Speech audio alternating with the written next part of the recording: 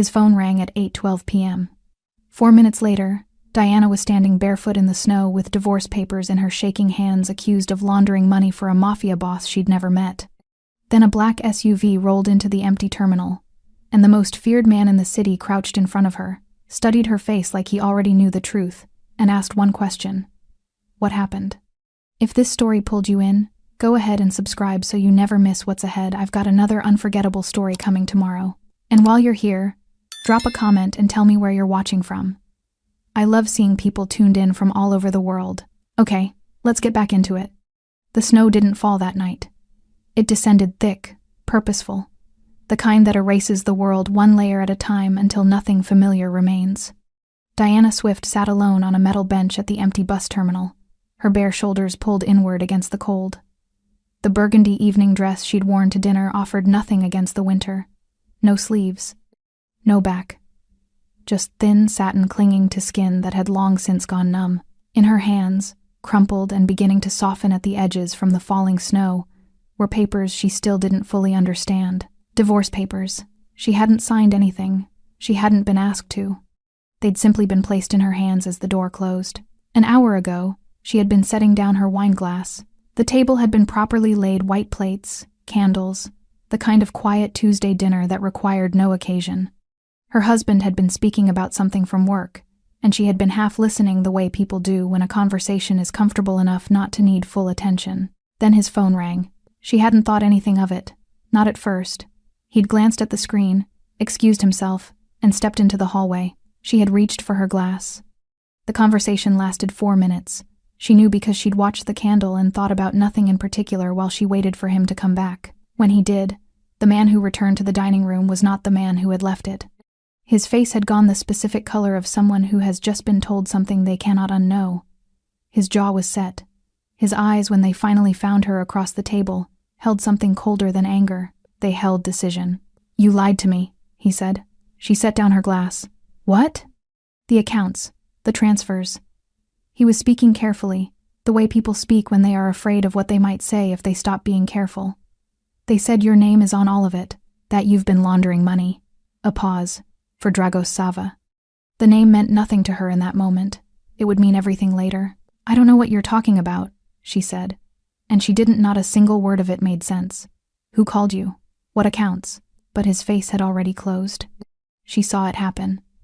Watched him decide that the voice on the phone was more credible than the woman across the dinner table from him. Watched 7 years narrow into a single phone call from an anonymous number. "I need you to leave," he said. She had stood slowly. "You can't be serious." He had walked to the door and opened it. The hallway outside was cold. She'd remembered, distantly, that her coat was hanging by the entrance. She'd moved toward it. His hand had come out and stopped her at the arm, not violently, but firmly. The papers had appeared from somewhere. She still didn't know when he'd printed them. "Take these," he said. "We're done." The door had closed. She had stood in the hallway for a moment that felt much longer than it was. The neighbors' doors stayed shut. The corridor stayed empty. She had walked to the elevator in her dinner dress and her heeled shoes and pressed the button for the ground floor. The bus terminal had been the only place within walking distance with a roof. Now the papers trembled in her hands. The ink from his signature was beginning to blur in the snow. She stared at it, at the legal language that reduced 7 years to clauses and dates, and felt the particular hollowness of a person who has run out of reactions. She was not crying anymore. She had done that in the first 20 minutes. What remained now was something quieter and harder, the feeling of solid ground giving way to nothing, and realizing you'd been standing on it for years without checking. The terminal was empty. The last bus schedule posted on the shelter wall showed nothing running after 11. She had nowhere to go that she could think of clearly enough to name. She pressed her palm against her bare arm and held it there. Then headlights swept through the snow. A black SUV moved slowly into the terminal. Too slowly for someone passing through. It pulled to the curb directly in front of her and stopped. Diana didn't move. The driver's door opened. The man who stepped out was tall, broad through the shoulders, unhurried in every movement. He wore a black suit without a tie, his white collar open at the throat, and even in the blue-washed light of the terminal she could see the tattoos. Dark, elaborate ink beginning at his hands and climbing past his wrists, disappearing beneath his cuffs, reappearing at his collar and traveling up the left side of his neck. His hair was close-cropped, dusted at the crown with snow. His face was angular and still, the face of someone who had trained himself long ago not to betray anything he hadn't chosen to show. He looked at her with dark, unreadable eyes. Behind him, 3 children climbed quietly from the vehicle. A girl, perhaps 11, dark-eyed and watchful beneath a knit hat, stepped out first. And behind her, 2 younger boys in winter coats, their small faces serious above their scarves. They didn't wander. They stayed close together, watching the woman on the bench the way children watch something they sense the adults around them consider important. The man walked toward her. He stopped 2 feet away. His gaze moved to the papers in her hands briefly, deliberately, then returned to her face. Then he crouched. He lowered himself to her eye level, with the easy precision of someone physically comfortable with stillness, his tattooed hands resting loosely on his knees, snowflakes catching on the shoulders of his black jacket. This close, she could see that his eyes weren't simply dark, they were the kind of dark that had seen a great deal and filed it all away. He did not look like a man offering charity. He looked like a man who had already made a calculation and arrived at a conclusion. One of the younger boys drifted a half-step forward and tugged at the man's sleeve. "She looks scared," the boy whispered. The man said nothing. But something behind his eyes shifted so slightly she almost missed it. He studied her face for a moment longer. The divorce papers, her bare, reddened shoulders, the shoes that had never been made for standing in snow. Then, quietly and without ceremony, he asked, "What happened?" Diana Swift looked up at the man the city whispered about in careful voices, and for the first time since the door had closed behind her, she didn't know whether the danger was behind her or crouching right in front of her, waiting to hear her answer. She knew the name. Everyone in the city knew the name. Dragos Sava. It moved through conversations the way smoke moves through a room quietly, until you realized it had already reached every corner. She had heard it at dinner parties spoken in lowered voices, at office corridors disguised as casual mention, in news segments that never quite said enough to be actionable. A name attached to fear the way certain names simply are not because of what can be proven, but because of what everyone understands without proof. And he was crouching in front of her in the snow, waiting for an answer she didn't know how to give. "I don't know," she said. Her voice came out thin and strange, like something that had been left out in the cold too long. "I don't. There was a phone call.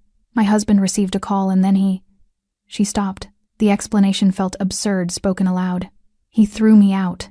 Dragos said nothing immediately. He simply looked at her, not with pity, not with skepticism, with the focused attention of someone processing information rather than reacting to it. "How long have you been sitting here?" he asked. She didn't know that either. Time had done something strange after the elevator doors opened onto the empty street. "A while," she said. He nodded once, as if that answered more than she'd intended it to. Then he stood, and in one motion shrugged his jacket from his shoulders.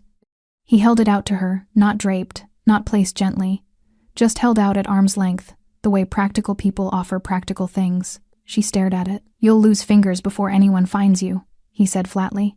"Take it." It wasn't kindness, exactly. It was efficiency.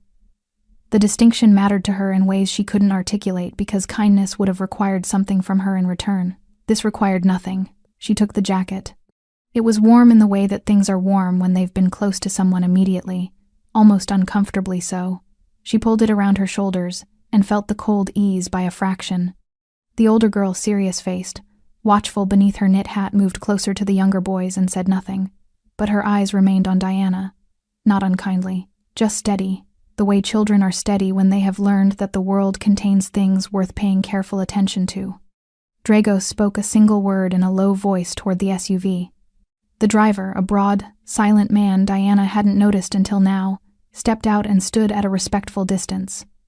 A signal, she understood, not to the driver, for her benefit, so she could see that things were being arranged. "I'll take you somewhere warm," Dragos said. "You can decide what comes next once you're not freezing." "I don't need," she started. "You're sitting alone at a closed bus terminal in a dinner dress." His voice didn't rise. It didn't need to. "Whatever you were about to say after that, I'd reconsider." She closed her mouth. It was not that she trusted him. She didn't. She was not naive enough to mistake the absence of an immediate threat for safety, and she was not so devastated that her judgment had entirely left her. She knew what his name meant. She knew what men like him, men with that kind of stillness, that kind of control, were capable of. But she also knew what the alternative was, Another hour on a metal bench while the temperature dropped and the papers in her hands turned to pulp. No phone, no coat, no answer to the question her husband had never let her ask. She stood. Her legs had stiffened without her noticing. She steadied herself against the back of the bench and straightened slowly, the jacket falling to just above her knees. One of the younger boys, round-faced, blue-hatted, perhaps 5 years old, looked up at her with the unguarded curiosity of someone who had not yet learned to disguise his interest in things. "Your dress is red," he announced. "It is," she said. "Red is a good color," he said seriously, and then turned back to his brother as though the matter were settled. Something cracked open very slightly in Diana's chest. She pressed it closed. The estate sat behind iron gates on the city's northern edge, the kind of property that didn't announce itself. No visible signage, no architectural excess, just high walls and a long driveway, and the particular silence of a place that has been made deliberately difficult to approach. Inside, the house was warm and ordered. Staff moved quietly through wide corridors. Security was present but unobtrusive. She registered it the way you register a current in water. Not visible, but felt. Dragos led her through a hallway and into a sitting room with high ceilings and a fire already burning. He gestured toward the sofa without ceremony. She sat. He remained standing, his hands clasped loosely behind him, and studied her with that same focused, unreadable expression he'd worn at the terminal. "Your husband's name," he said. And the time the call came through, she blinked. "Why?" "Because you didn't do whatever they told him you did." He said it plainly, completely without drama. "And I'd like to know who did." The certainty in his voice stopped her. "You don't know me," she said carefully. "You have no reason to." "No," he agreed. "I don't." A pause. "Tell me your husband's name," she told him. He took out his phone and sent a message to someone she couldn't see, then set it face down on the table between them. The fire settled. Outside, through the tall windows, the snow was still falling. "The children," she said, after a silence. "They're yours?" Something moved across his face, brief and contained. "My brother's," he said. "He died 14 months ago." She absorbed that.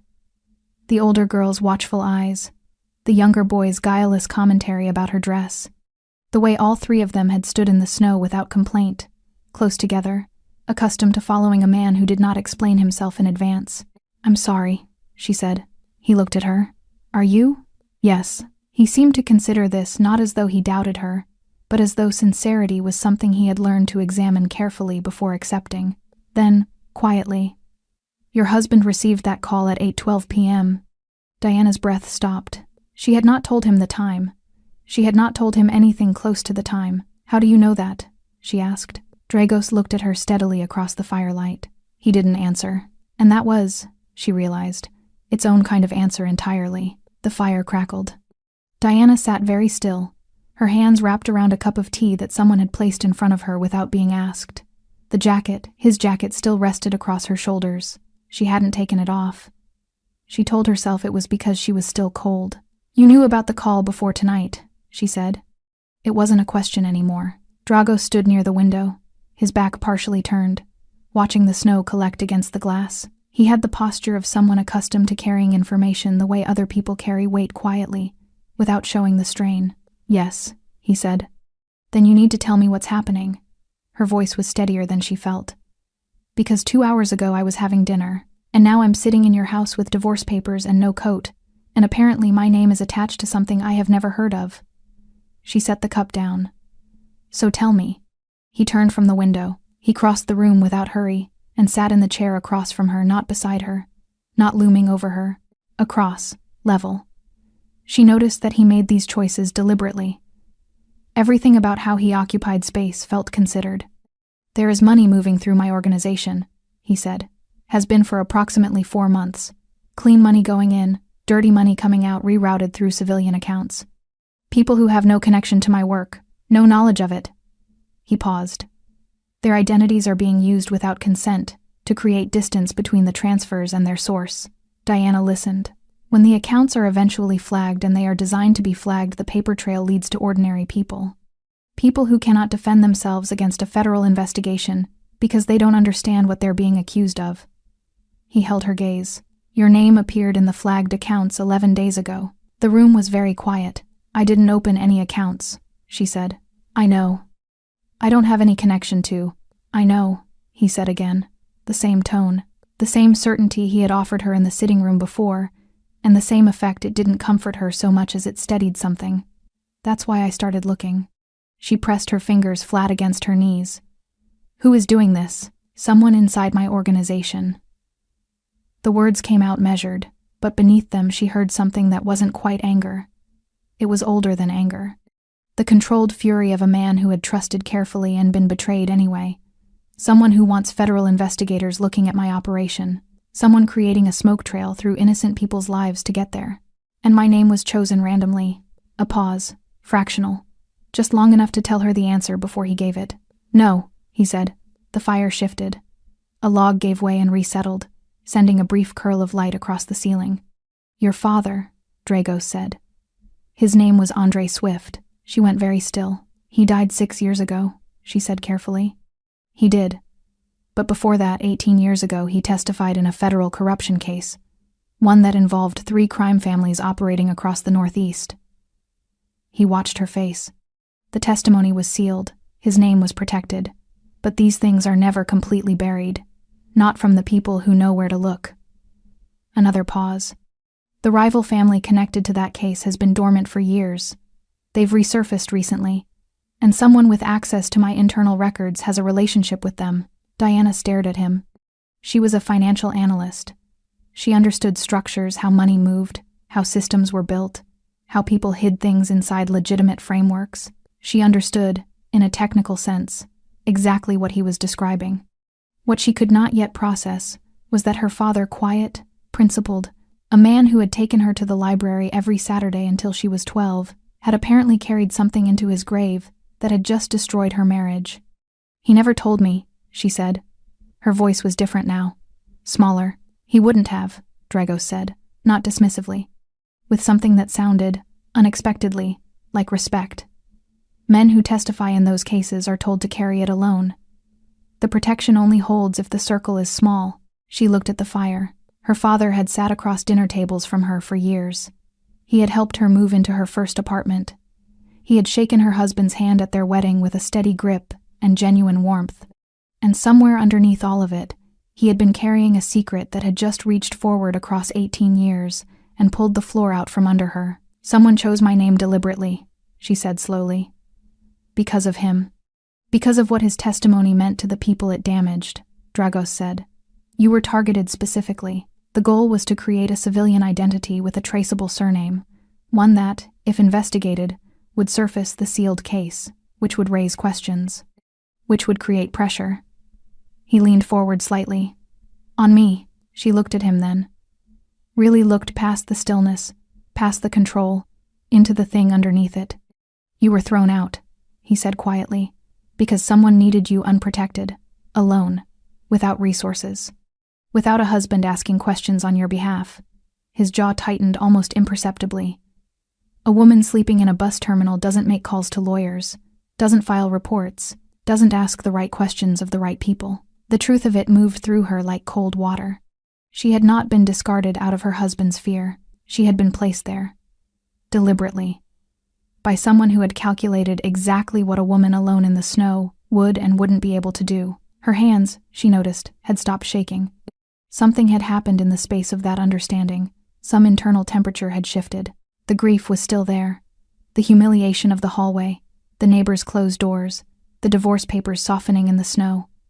All of it was still there, but underneath it, something harder had replaced the hollowness. She looked across at Dragos Sava, a man she had no reason to trust, and every reason to fear, and heard herself say, with a clarity that surprised her, I want to clear my name. He studied her. I have a finance background, she continued. If someone has been running transfers through civilian accounts for 4 months, there will be irregularities, patterns, things that looked clean to someone who wasn't looking for them. She held his gaze. I will find them. The fire settled. Dragos looked at her for a long moment, the look of a man recalibrating something he thought he had already figured out. Then, almost to himself, you were thrown out because someone wanted you weak. His eyes met hers. They miscalculated. She slept in a room she hadn't chosen. It was on the 2nd floor, simply furnished, warm, with heavy curtains drawn against the snow. Someone had laid out clothes before she arrived. A gray knit sweater, dark trousers, thick socks. No note, no explanation. Just practical provision, the way everything in this house seemed to operate without ceremony, without asking what she preferred. She had not expected to sleep. She'd lain on top of the duvet fully dressed and stared at the ceiling and waited for her mind to exhaust itself with the events of the evening. It didn't take long. When she woke, gray winter light was pressing through the curtain edges, and the house was already moving. She could hear it, the low frequency of a large, ordered household beginning its day. Footsteps in corridors. A door closing somewhere below. The distant sound of a child's voice, high and indignant about something, quickly hushed. She dressed in the clothes that had been left. They fit well enough to suggest someone had looked at her carefully, or been told to. She wasn't sure which unsettled her more. The kitchen was at the rear of the house, large, practical, warmed by a range that looked like it ran continuously. A woman named Petra, who introduced herself without being asked, and elaborated on nothing, set a plate in front of Diana without discussion. The children were already at the table. The older girl sat straight-backed over a bowl of something, reading from a tablet propped against a glass. Up close, in daylight, she was striking, dark-eyed and precise in her movements, somewhere between 10 and 12, with the particular self-containment of a child who has learned to take up exactly the space she is given, and no more. Her name, Diana would learn, was Mara.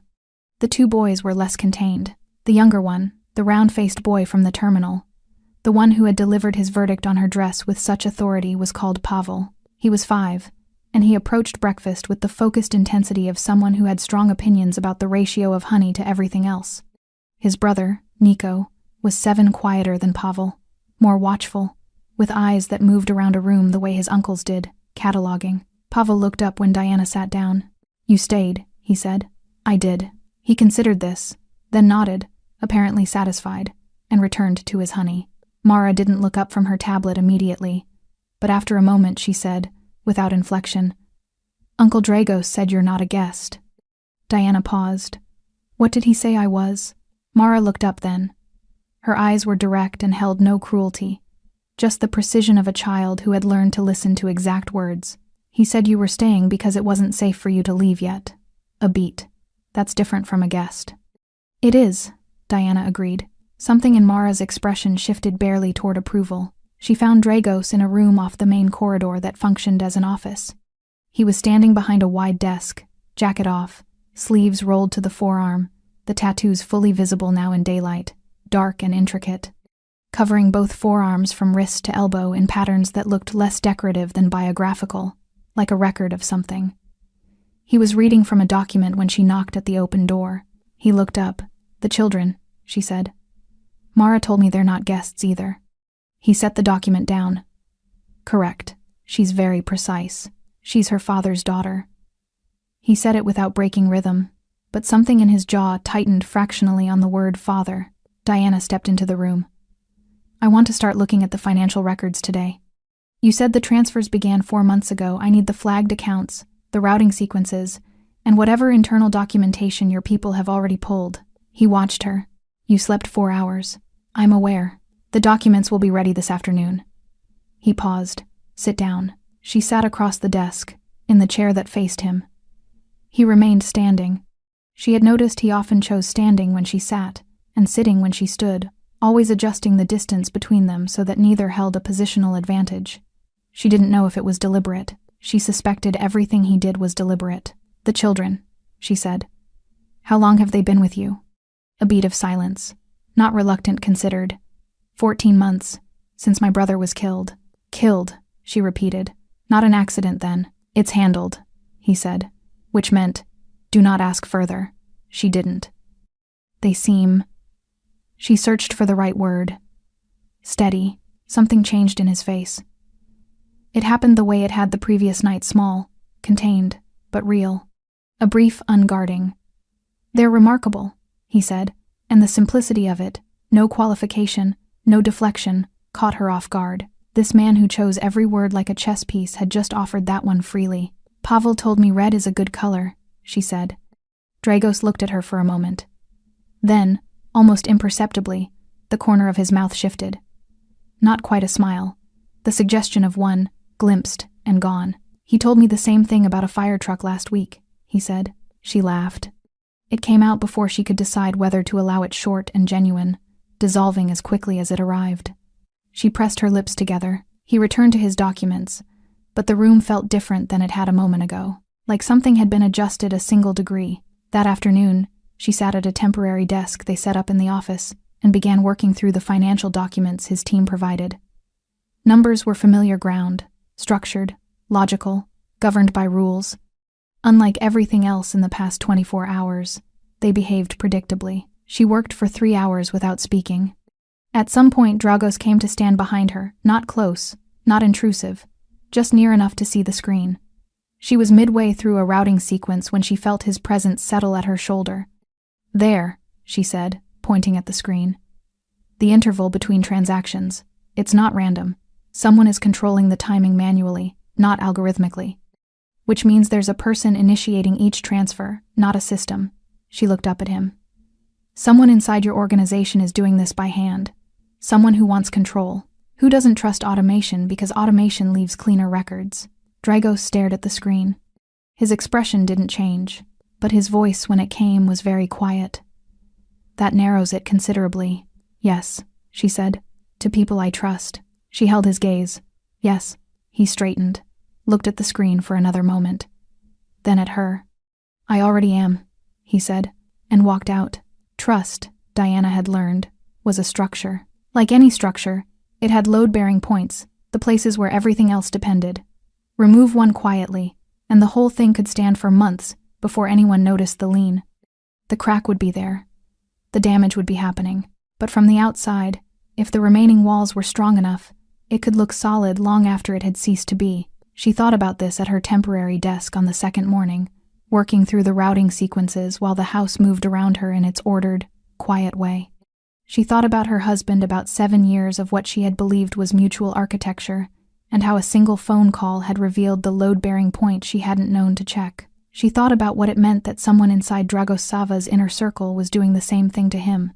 The document spread across her desk told a story in the language she knew best. 4 months of transfers. 11 civilian accounts, hers among them. Each account opened with clean documentation, legitimate identification, small initial deposits that would pass cursory review. The money entered quietly and left quickly, routed through 3 intermediary accounts, before landing somewhere that would take considerably more resources to trace. It was good work, technically proficient, carefully layered. But the timing intervals she had identified the previous afternoon kept pulling at her. She pulled up the sequence again and laid the transfer timestamps in a column, stared at them. Then she reached for a second document, internal meeting logs that Dragos' security team had compiled over the same 4-month period. She hadn't asked for them specifically. They'd been included in the package, perhaps as context. She began cross-referencing. It took 40 minutes. When she found it, she sat back in her chair and looked at the ceiling for a long moment, the way you look at something above you when the thing you've discovered is too large to absorb while looking directly at it. Every manual transfer had been initiated within a 6-hour window following an internal security meeting.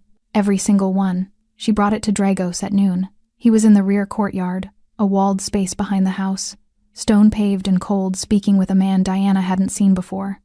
Broad, thick-necked, with close-cropped gray at his temples and the particular ease of someone accustomed to standing close to power. He wore his authority the way certain men do, not in his clothing or his posture, but in the way the space around him seemed to defer.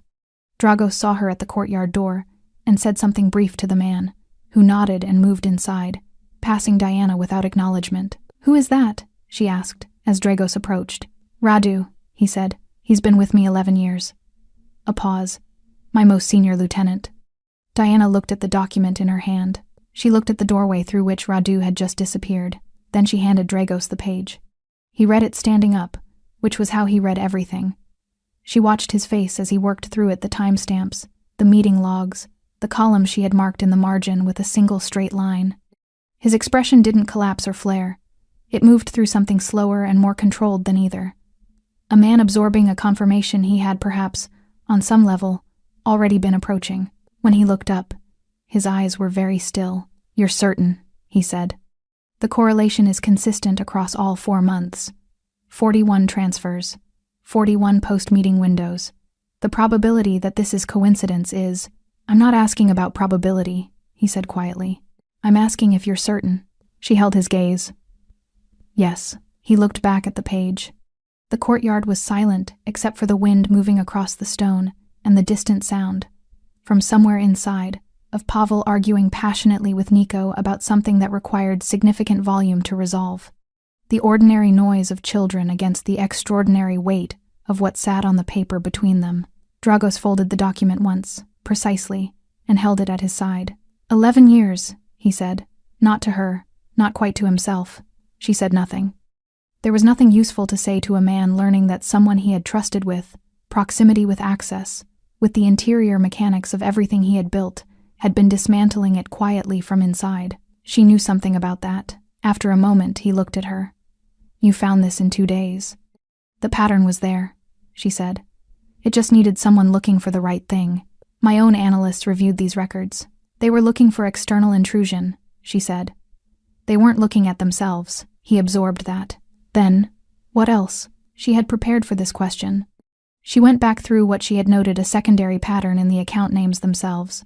A subtle alphanumeric structure that suggested the accounts had been created using a system. A mnemonic, possibly. The kind of thing a careful person uses when managing multiple false identities and needing to keep them straight. Whoever built these accounts is organized, she said. They think in systems. They're not impulsive. This wasn't built in a crisis. It was constructed methodically over time, which means it was planned well before it was executed. She paused. This person has been thinking about leaving for longer than 4 months. The transfers are the exit. They're building a position somewhere else, funded by your operation, documented in a way that implicates you to federal investigators and clears their own path out. Dragos was quiet for a long time. When he spoke, his voice was controlled in the way that takes significant effort to sustain. They used you as insulation. Yes. They chose your name deliberately, attached it to transfers designed to be discovered, knowing the investigation would surface your father's sealed testimony. His jaw was tight, knowing the resulting scrutiny would bury you, she said. Yes. He turned away from her slightly. Just enough. She understood it wasn't dismissal, it was the movement of a man who needed a moment to contain something before it became visible. She looked at the courtyard wall, gave him that moment. When he turned back, his face was composed. You've done more in 2 days than my entire team managed in 11, he said. Your team was protecting loyalty, Diana said quietly. I don't have any loyalties here to protect. He looked at her steadily. You do now, he said. And somewhere behind them, inside the warm house, Pavel shouted triumphantly, apparently having won whatever argument had required such sustained volume. Neither of them smiled, but the air between them shifted, almost imperceptibly, toward something that hadn't been there before. She was in the library when they told her. It was late afternoon, the winter light already retreating, the sky outside pressing down into a bruised gray.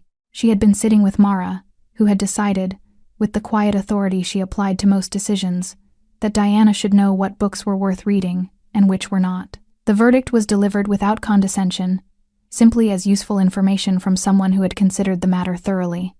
Diana had been grateful for it, for the hour of ordinary, for the simplicity of a child's certainty in a week that had contained almost none. Then Petra appeared at the library door. There is someone at the gate, she said.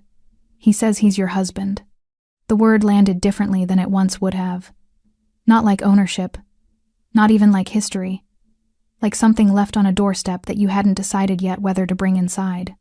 Mara looked up from her book. She said nothing, but her eyes moved to Diana's face with that particular attentiveness, reading the room the way she always did, quietly, completely. I'll go, Diana said. He was waiting in a small receiving room near the entrance, a room Diana suspected was chosen deliberately. Not the warmth of the sitting room with its fire, not the authority of the office. A neutral space, a room that said, "You are being accommodated, not welcomed." He stood when she entered. He looked wrong somehow, in this context. She had only ever seen him in the architecture of their shared life, their kitchen, their car, their restaurant table. Here, inside these walls, he looked reduced. Not physically. He was the same height, the same lean build, the same face she had looked across the dinner table at for 7 years. But something about the proportions had shifted. He had aged, she thought. 3 days had aged him. Diana. His voice was careful. The voice of a man who had prepared what he was going to say, and was now uncertain whether it was the right thing. She sat. He remained standing for a moment, then seemed to realize that was wrong, and sat also. I know you didn't do it, he said. The accounts, the transfers, I had someone look into it. A lawyer. He pressed on before she could speak. Your name was used without your knowledge.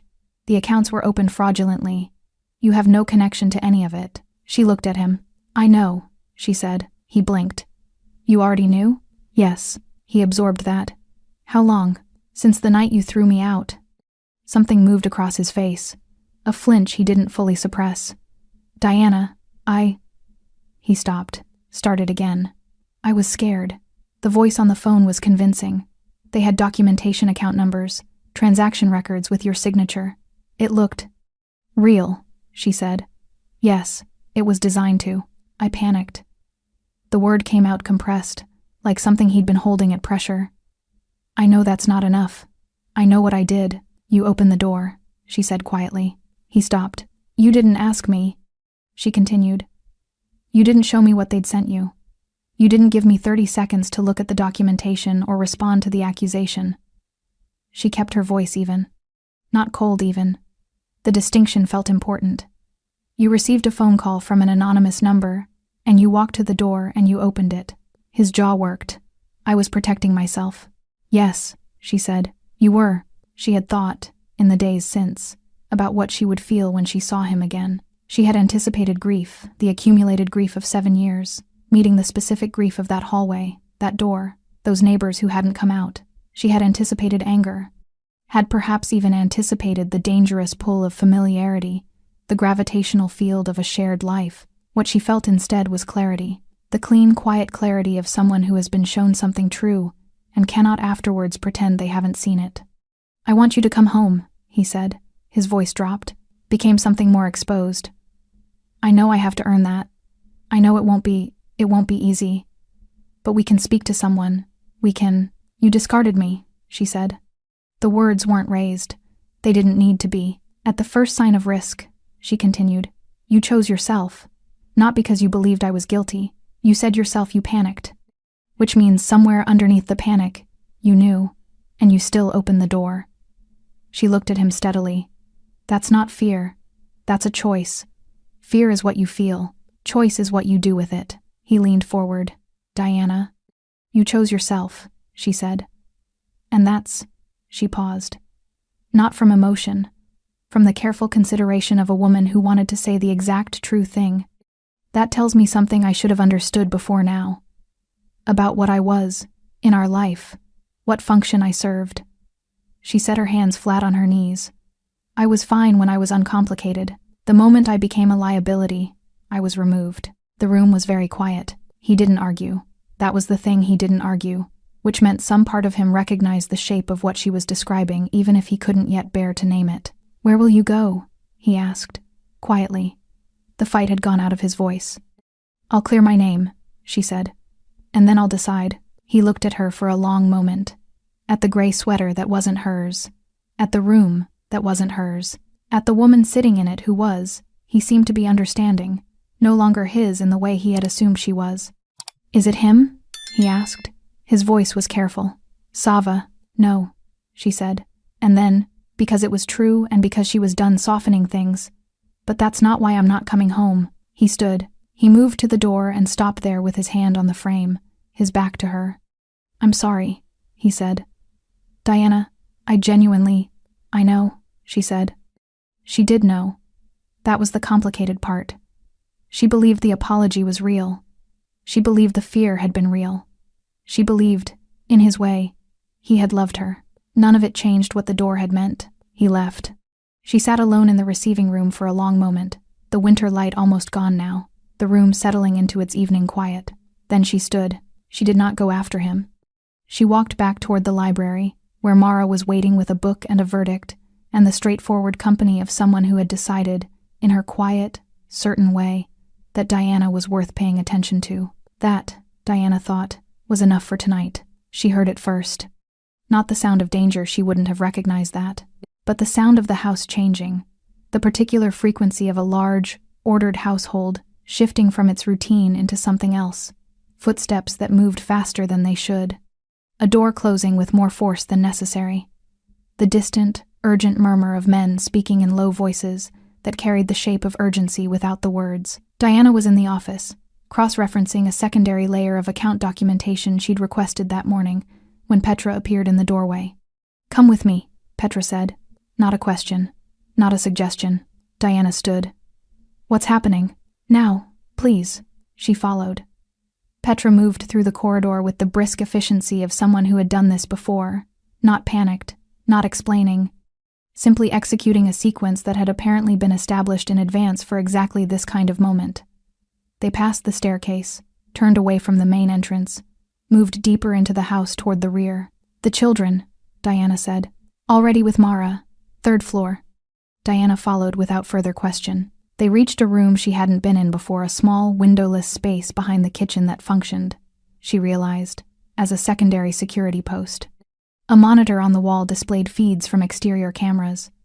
2 of Dragos's security team were already there, speaking rapidly in low voices, eyes on the screens. She looked at the monitors.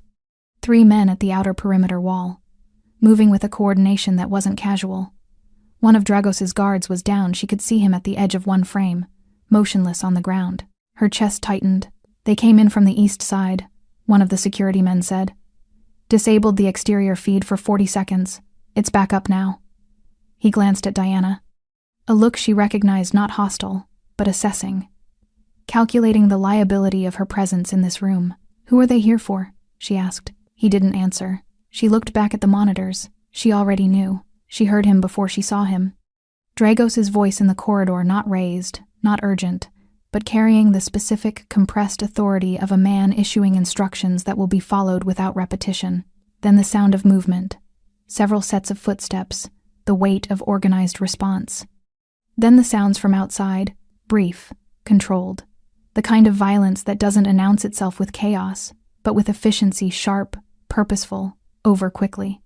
Diana stood at the monitor and watched the exterior feeds cycle through angles, tracking movement she could partially interpret and partially not. 4 minutes. That was all it took.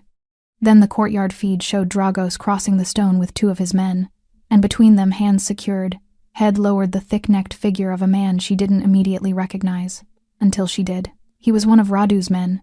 She had seen him twice in the corridor. A background figure. The kind of person you register as furniture in a large household until the moment the furniture reveals itself to be something else entirely. They brought him through the rear entrance. Diana stepped back from the door as they passed. Dragos saw her. He stopped. "Are you hurt?" he asked. "No." She looked at the man between his guards. His face was forward, his expression the closed, resigned expression of someone who has taken a calculated risk and lost. "He came for me." It wasn't a question. She had understood it from the monitors, the angle of entry, the timing, the fact that the breach had been targeted at the residential wing rather than the office or the security room. "Yes," Dragos said. Then he moved past her toward the interior. She found him 20 minutes later. He was in the courtyard alone, or what passed for alone, which in this house meant the guards had withdrawn to a visible but non-intrusive distance. He stood with his back to the door, looking at the wall where the breach had occurred, his jacket off despite the cold. The tattoos on his forearms were stark in the winter air. His hands, she noticed, were not entirely steady. She had not seen that before. She stepped outside. He heard her but didn't turn. "You should be inside." "You're outside," she said. He turned then. His face was controlled, that familiar, constructed composure, but underneath it something was burning. Not performed anger, the real thing. The kind that comes not from wounded pride but from something more personal, more specific. "He was going to take you," Dragos said. His voice was very quiet. "Radu ordered it. If they could create a situation where you disappeared, where investigators found a civilian woman connected to my organization had gone missing." He stopped, jaw tight. "It would have been sufficient." "Sufficient for what?" "To bury me." He looked at her steadily. "You've become a liability to him. You found what his own analysts missed. He knows what that means." She absorbed that. The cold moved across her shoulders. "Did you?" She chose the question carefully. "What did you do to him?" "The man they brought in. He's alive. A beat. For now, she heard what sat beneath those two words. The violence that was being held at distance, the decision being deferred. Dragos. She said his name for the first time. It arrived differently than she expected, not the whispered citywide version. The name passed between careful people. Just a name. Just his. Don't. He looked at her. Don't do what they expect you to do, she said. You said someone is trying to paint a picture of you for federal investigators. Don't give them the brushstrokes. She held his gaze. Keep him alive. Make him talk. Use what he tells you. That's the thing that actually damages Radu. Not this. The courtyard was silent. Dragos looked at her for a long moment, the way he sometimes looked at her when she said something that required him to adjust what he had already decided. She had learned this expression over 5 days. It was the closest thing to surprise she had ever seen on his face. You're asking me to show restraint, he said, on your behalf. I'm asking you not to become what they think you are, she said.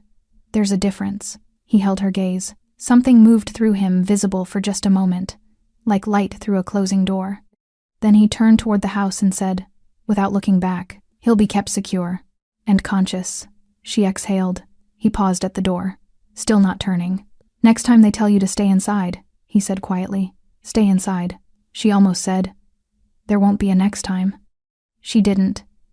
Because standing in his courtyard in the cold, she wasn't certain that was true, and she was, she realized, with some surprise, not entirely sure she wanted it to be. Radu talked. It took 2 days.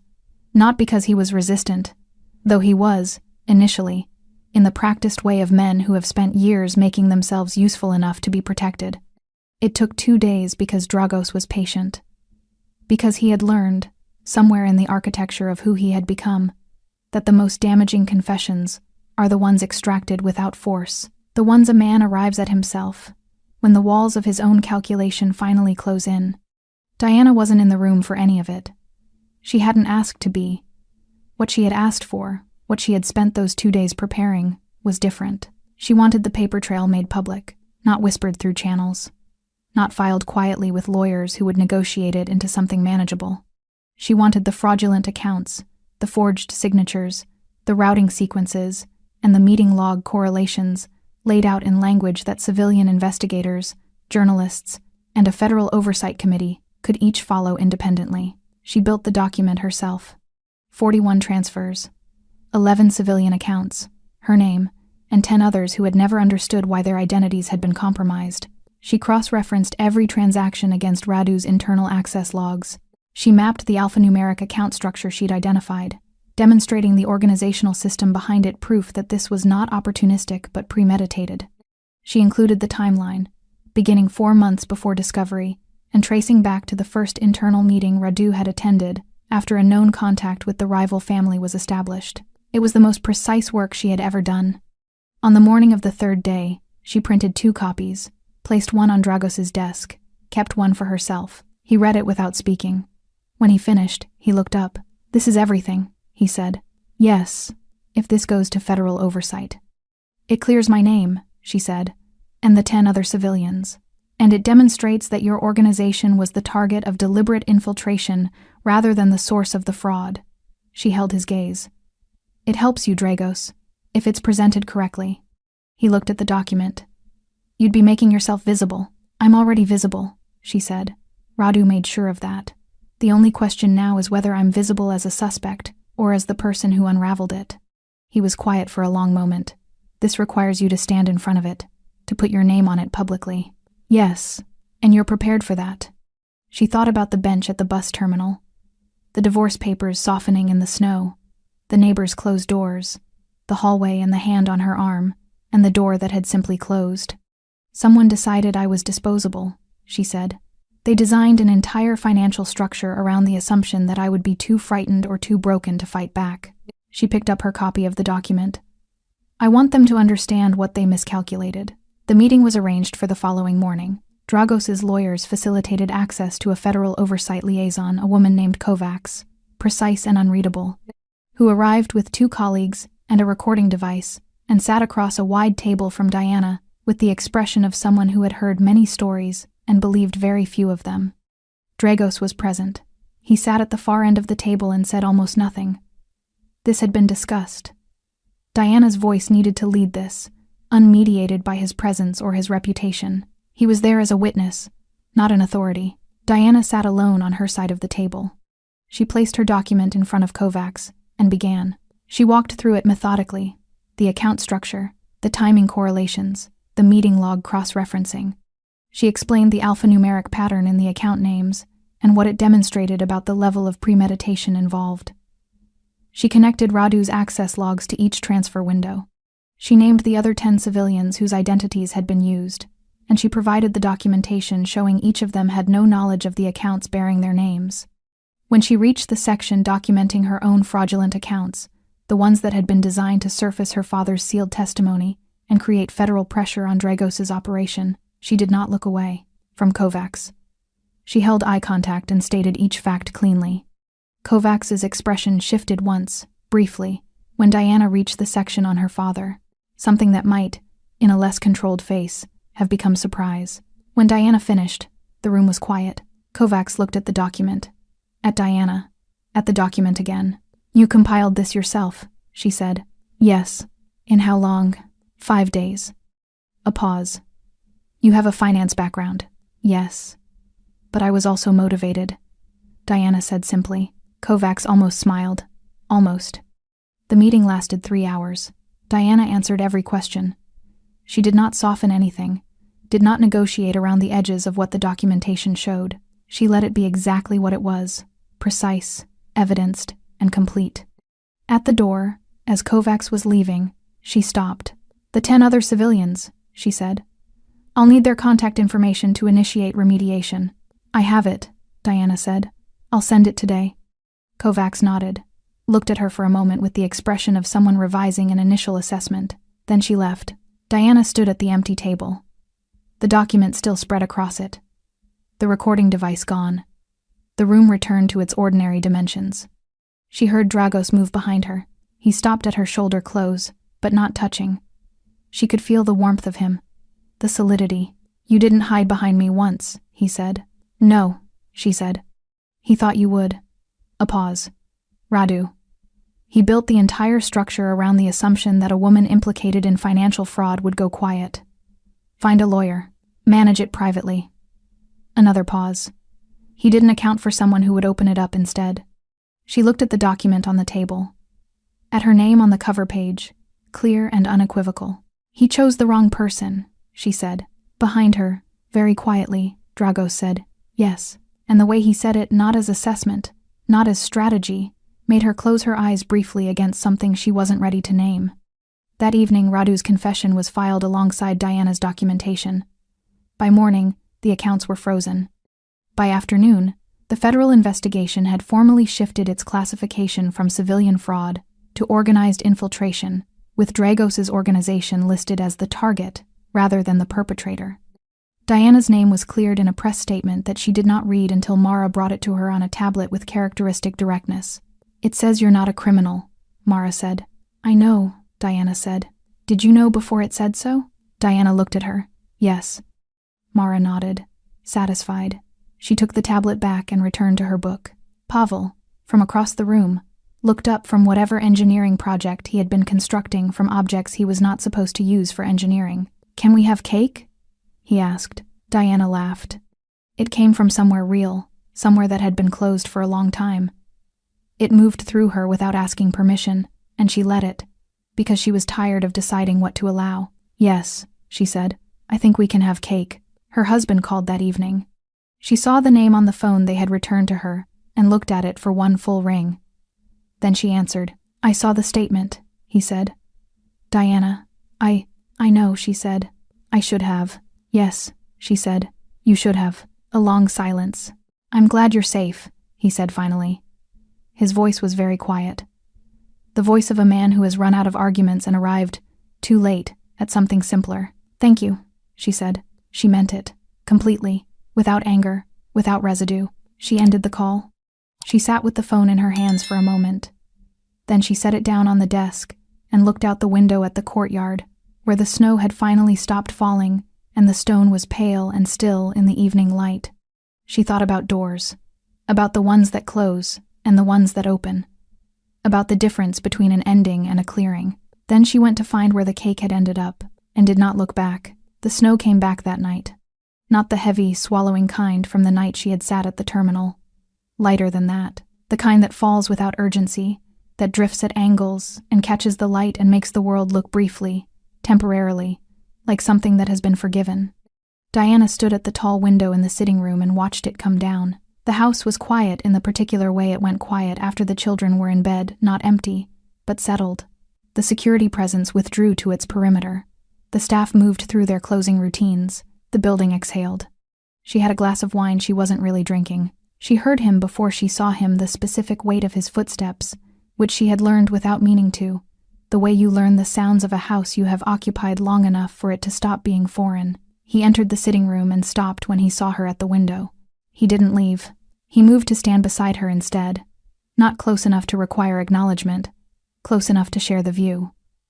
Outside, the snow drifted through the courtyard light in slow, pale arcs. Neither of them spoke for a while. This had become, over the past days, a kind of language between them, the capacity to occupy silence without filling it. She had not experienced this with many people. Most people, she had found, were frightened of silence. They rushed to cover it, to furnish it with words that meant less than the quiet would have. Dragos was not frightened of it. He stood beside her and watched the snow and said nothing, and she stood beside him and did the same, and it was enough. Then he said, without turning, "I need to tell you something." She waited. He was quiet for another moment, not hesitating. She had learned to distinguish this, but organizing. He was a man who did not speak until he knew exactly what he intended to say. "The night at the terminal," he began, "when I stopped. Yes, I told you I had been tracking the internal fraud, that your name appeared in the flagged accounts, and I began investigating." He paused. "That's true, but it's not complete." She turned to look at him. He kept his eyes on the window, on the snow. His profile in the low light was composed, sharp-cut jaw, the tattoo at his collar, the particular stillness that was his resting state, but something underneath it was different tonight. Something had been released from its usual tension. 6 weeks before that night, he said, there was a charity function, a fundraiser for a children's hospital. I attended for reasons that aren't relevant. A brief pause. You were there. She thought back. The charity function in November. She had attended with a colleague. She remembered the room, high ceilings, candlelight, the particular noise of a large formal gathering. "I don't remember seeing you," she said. "You weren't meant to."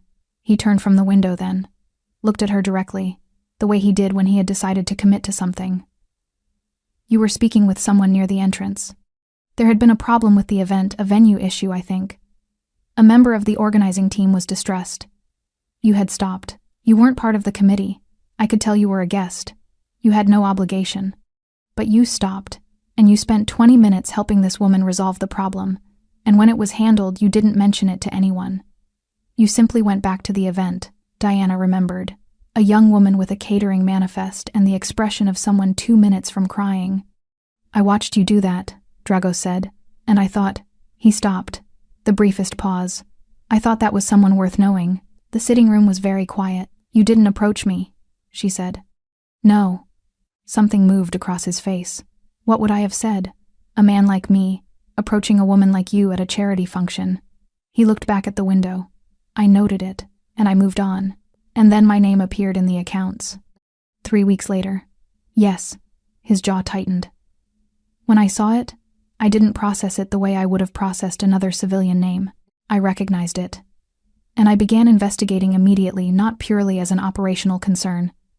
A pause.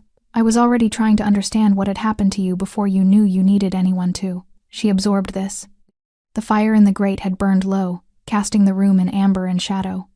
Outside, the snow continued its unhurried descent. "When you stopped at the terminal," she said slowly, "you already knew it was me." "Yes." "You already knew I was innocent." "Yes." "And you still asked what happened." She looked at him. "Why? If you already knew." "Because you deserve to be asked," he said simply. "Because no one else had." The words arrived quietly and settled deep. She looked at this man feared across the city, whispered about in careful company, a man who raised 3 children alone and read documents standing up and chose his words like a man who understood their weight. A man who had seen her do one unremarkable act of quiet kindness in a crowded room and had, without telling her, decided she mattered. Her eyes were bright. She didn't look away. "You didn't save me," she said. Her voice was steady and certain. "I want you to understand that. I saved myself." "I know," he said. "But you asked," she said. "And then you listened." He looked at her. The controlled composure present, as always, but beneath it, visible now, something that had been behind glass for a long time and had finally been permitted to exist without the barrier. "I have not," he said carefully, "allowed myself to care about someone in a very long time." "I know," she said softly. "I'm not certain I know how to do it without—" He stopped. "Without controlling it," she offered. He held her gaze. Something in it shifted, acknowledging, without deflection, that she had seen him accurately. "Then don't control it," she said. "Just let it be whatever it is." He was very still. Then he reached out slowly, with the deliberateness of a man making a considered choice, and tucked a strand of hair from her face. His fingers were warm, the tattoos on his hand dark against her skin. He let his hand rest at her jaw for a moment. Just that, just the warmth of it, the decision of it. From upstairs came the sound of small feet crossing a floor. Pavel, almost certainly, conducting one of his late-night engineering assessments of the bathroom tap. They both heard it, and both, without quite deciding to, smiled. Not at each other, at the same thing, at the ordinary, improbable, quietly miraculous fact of the moment they were standing in. His hand lowered, but the distance between them did not return to what it had been. She turned back to the window. The snow was still falling, patient and unhurried, the way good things sometimes are. Morning arrived clear. The snow had stopped some time before dawn, and the city outside the tall windows was white, and still the particular stillness of a world that has been covered and made unfamiliar. Every hard edge softened, every ordinary surface transformed into something that required a second look. Diana stood at the kitchen window with her coffee and looked at it. She had slept well. This was still new enough to notice. The first nights in this house she had catalogued the ceiling above her bed, mind cycling through accusations and divorce papers and routing sequences until exhaustion made the decision for her. Now she simply slept. The house had become, without her formally deciding to allow it, something that felt like ground beneath her feet. Petra arrived and began the morning without ceremony. The range came on. The smell of bread moved through the kitchen. Then Pavel appeared in the doorway. He was still in his pajamas, dark blue, printed with something Diana had been told were rockets, but looked, she privately thought, more like agitated cucumbers. His hair was at a significant angle. He carried, for reasons he did not explain and she had learned not to question, a single blue sock. He surveyed the kitchen, located Diana, crossed directly to her and leaned against her side with the complete, unself-conscious ease of someone who had simply decided this was a reasonable thing to do. She looked down at him. He looked up at the window. "It snowed," he said. "It did. A lot. Quite a lot, yes." He considered this. "Can we go outside?" "After breakfast." He accepted this condition and remained leaning against her, apparently satisfied with the arrangement, until Petra placed his bowl on the table and the gravitational pull of honey reasserted itself. Diana watched him go. She held her coffee with both hands and felt something move through her chest, warm, quiet, weightless. The kind of feeling that doesn't announce itself because it has nothing to prove. Nico and Mara came down together. Mara with her tablet. Nico with the slightly rumpled dignity of a 7-year-old who considers mornings a reasonable but imperfect arrangement. They sat. Breakfast happened. It was, Diana thought, an extraordinarily ordinary thing. 4 people at a kitchen table in the morning, the snow outside and the bread warm, and Pavel conducting a detailed structural analysis of his toast. Ordinary in the way that only feels ordinary once you understand what it costs to arrive at it. Dragos came in last. He was already dressed black as always, composed as always, the tattoos at his collar and wrists part of the geography of him that she had stopped seeing as separate from who he was. He poured coffee, looked at the table. His eyes moved across the children briefly, the quick accounting of someone who begins every morning by confirming that what matters is still present. Then they found Diana. He said nothing. But the quality of his silence was different from the functional silences of the morning. This one had acknowledgement in it. The acknowledgement of the previous night's sitting room, of the snow through the window, of his hand at her jaw and the word he hadn't said and hadn't needed to. She held his gaze for a moment. Then she looked back at her coffee. The formal exoneration arrived by document that afternoon. Federal oversight confirmed the closure of the fraudulent accounts. The 10 civilian names, including hers, were formally cleared of any association with the investigated transfers. Radu's confession, combined with Diana's documentation, had been sufficient to reclassify the entire investigation. The rival family connection was now under separate inquiry. It was, on paper, the end of it. She read the document at the desk in the office, the desk that had become, over the course of 10 days, simply her desk. The place where she worked and where Dragos sometimes came to stand behind her and look at what she'd found and say, "What else?" which had become, she realized, its own kind of language. She set the document down. She thought about what came next. She had an apartment she had not returned to. Colleagues who had sent careful, concerned messages she had not answered.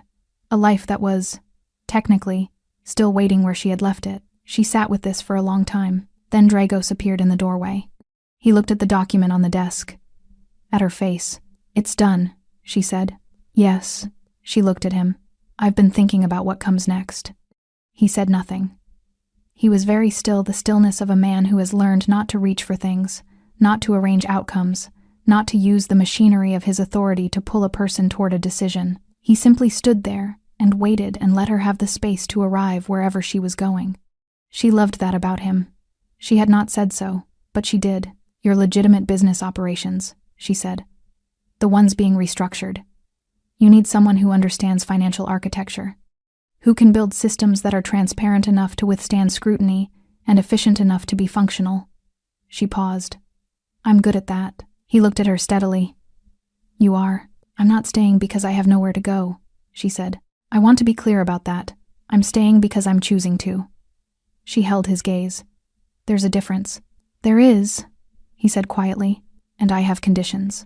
The corner of his mouth shifted. "Of course you do. The children stay in their school routine. Whatever security arrangements exist, they don't interrupt normal life more than necessary." She kept going. "I work with full access to relevant documentation, not filtered, not curated, a beat. And you ask me things. When you're uncertain, when something is difficult, you don't manage me." He was quiet for a moment. "Those are reasonable conditions," he said.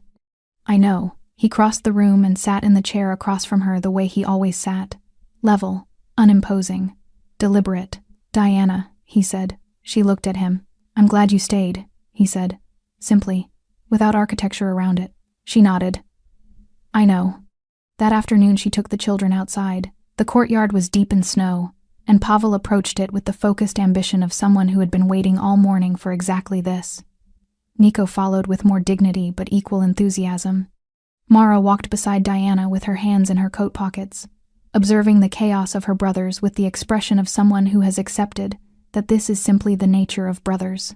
Pavel turned to Diana suddenly, snow already on his coat, his cheeks red, his eyes bright. "Aunt Diana," he said, "watch this."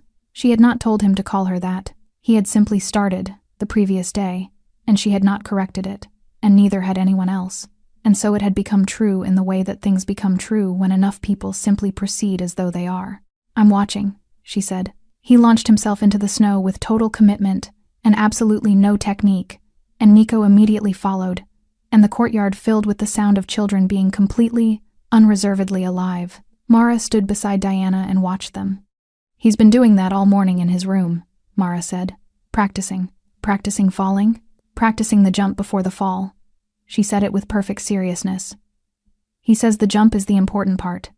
Diana looked at the two boys picking themselves up from the snow, already repositioning for another run. She thought about that. The jump is the important part. She looked up at the house, at the tall windows, at the figure just visible inside standing at the glass, looking out at the courtyard, not performing, not managing, just watching the children play in the snow with an expression she recognized now, because she had learned to look for what was underneath the composed surface. He was happy, simply, quietly, insufficiently practiced at it happy. She looked back at the courtyard, at the snow-covered stone and the pale winter sky, and the two boys and the serious girl beside her, and all of it, every unremarkable piece of it, that had been assembled from a bus terminal bench, and a question, and a man who had crouched down to her level and listened. The snow began again. Light this time. the forgiving kind. She didn't go inside. She stood in it and lifted her face slightly and let it fall. She was not trembling. She was not alone. And the question that had started everything simple, quiet, asked by a man who already knew the answer, but understood that she needed to be the one to give it, sat in her chest, like something that had always belonged there. What happened? Everything, she thought. Everything happened, and it was enough. Thanks for sticking with this story until the very end. You're the reason these stories feel alive. If you're ready for another powerful journey, just tap the next video on your screen. And before you go, leave a quick comment and rate this story from 1 to 10. I'm excited to read your thoughts and connect with you in the comments.